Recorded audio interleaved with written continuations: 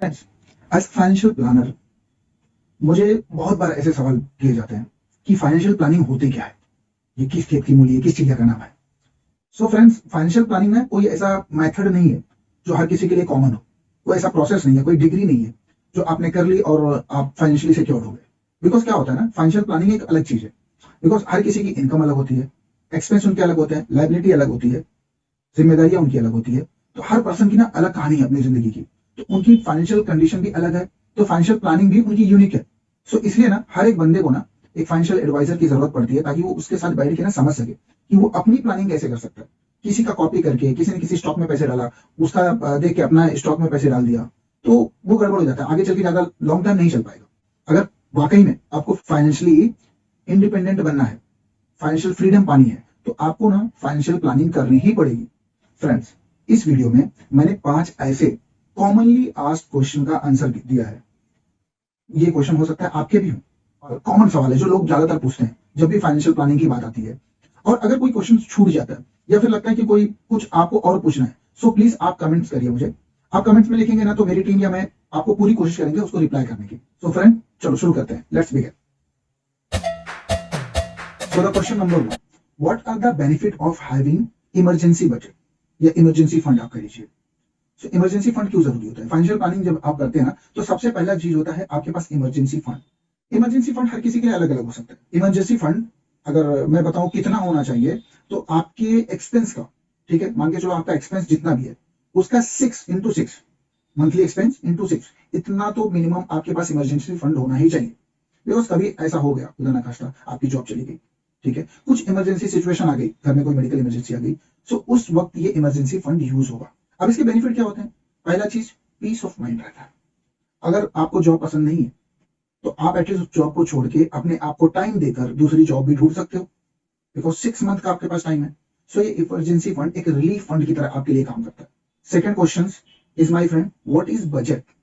अब emergency fund जमा करना है तो बजट तो करना पड़ेगा। हर चीज का एक बजट होता है, राइट? आप एक फोन खरीदते हो, घर लेते हो, हर चीज का आपका एक बजट होता है। लेकिन फाइनेंशियल प्लानिंग में ना कोई बजट लेके नहीं चलता, उनको लगता है बस ऐसे ही हो जाएगा।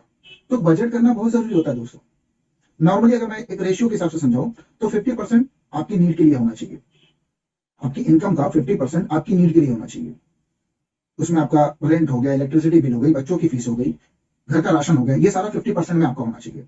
30% आप खर्च करिए आपके वॉन्ट्स के ऊपर, जैसे कि नया फोन लेना है, वेकेशन पे जाना है, गाड़ी लेनी है, कपड़े लेने हैं, ये सारे आपके वॉन्ट्स हो गए, राइट? बट 20% आप इन्वेस्ट ही करिए, ये 20% को आप टच मत करिए। तो इस तरीके से ना आप इसको बजट कर सकते हैं अपने इनकम को।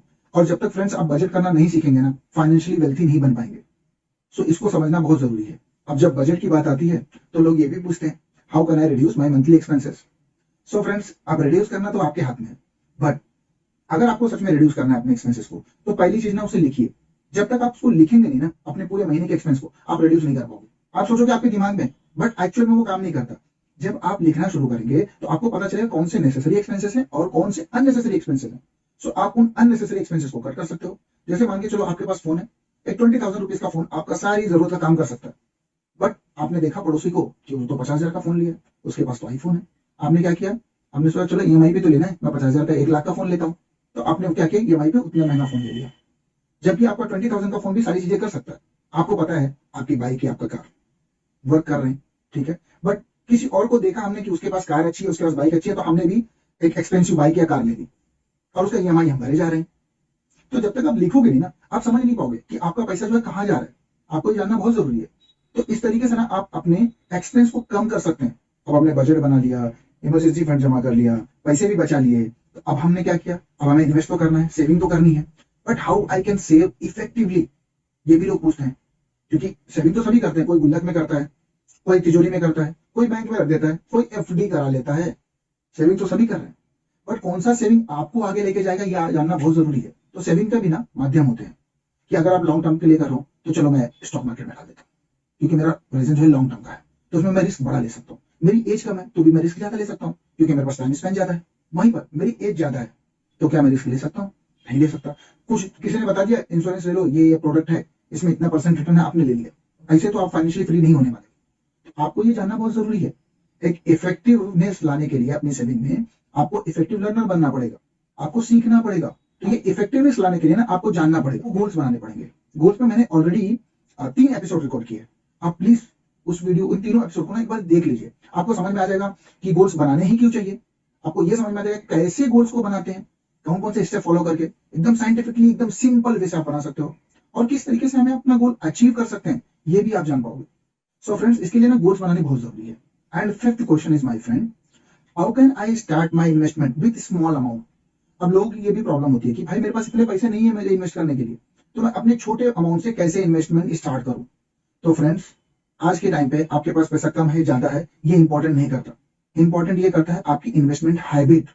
अगर आप ज्यादा पैसा कमा रहे हो बट इन्वेस्टमेंट कुछ कर ही नहीं रहे हो, जितना कमा रहे हो उतना खर्च कर रहे हो, तो आपके पास क्या होगा, 10 साल के बाद भी आपकी सेम सिचुएशन रहेगी। बट वहीं पर अगर आप कम कमा रहे हो बट एक पार्ट पोर्शन से कि 20% आप एवरी मंथ इन्वेस्ट करे जा रहे हो, तो डेफिनेटली माय फ्रेंड 10-20 ईयर के बाद आपके पास एक लमसम अच्छा अमाउंट खड़ा हो जाएगा। और स्मॉल अमाउंट से डोंट वरी, आप एक शेयर लेके भी इन्वेस्टमेंट स्टार्ट कर सकते हो। आपके पास कम फंड है, आप म्यूचुअल फंड में सेव करा सकते हो। 500, 1000, 2000, 5000, 10,000 लाख जितना भी आपके पास है उस हिसाब से आप इन्वेस्टमेंट स्टार्ट कर सकते हो। तो आपके पास छोटे अमाउंट है, इसका मतलब ये नहीं है कि आप इन्वेस्टमेंट शुरू मत करो, आपको करना चाहिए। सबसे बेस्ट अगर मैं एडवाइस करूं तो आपके पास छोटा फंड है ना, आप म्यूचुअल फंड से स्टार्ट करो, ईटीएफ ले लो। बट इन सबसे ज्यादा जरूरी है, जैसा पहला पॉइंट हमारा था, सबसे पहले आपके पास इमरजेंसी फंड होना चाहिए, उसके बाद आपके पास प्रोटेक्शन प्लान होने चाहिए। अब प्रोटेक्शन प्लान मतलब क्या होता है, हेल्थ इंश्योरेंस, टर्म इंश्योरेंस। इस पर भी मैंने वीडियो बनाई है, एक बार लिंक मैं नीचे दे दूंगा, आप उसको भी देख लीजिए, तो आपको समझ में आ जाए कि हेल्थ इंश्योरेंस क्यों लेना चाहिए, टर्म इंश्योरेंस लेना ही क्यों चाहिए, और कौन से लोग हैं जो एलिजिबल है टर्म इंश्योरेंस के लिए। हर किसी को टर्म इंश्योरेंस की जरूरत नहीं होती है, बट हेल्थ इंश्योरेंस तो हर किसी को लेना चाहिए। तो ये आपका प्रोटेक्शन प्लान हो, उसके बाद आप अपनी इन्वेस्टमेंट शुरू करिए। तो फ्रेंड्स, आज की वीडियो में बस इतना ही। अगर आपको ये वीडियो वैल्यूएबल लगी हो और कुछ ऐसे क्वेश्चन हो जो आपके मन में हो, जो मैं आंसर नहीं कर पाया हूं, प्लीज आप उसे कमेंट में लिखिए, मैं और मेरी टीम पूरी कोशिश करेंगे आपके हर एक सवाल के जवाब देने की। Thank you for watching.